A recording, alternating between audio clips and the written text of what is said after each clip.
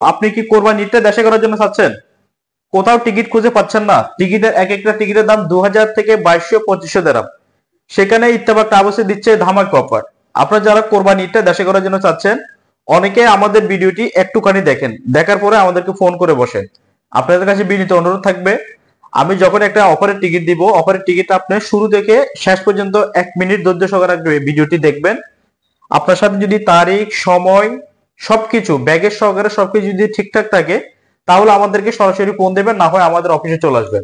অনেকে আমাদের অফিস চেনেন না, আমাদের অফিস হচ্ছে আজমান কারামা।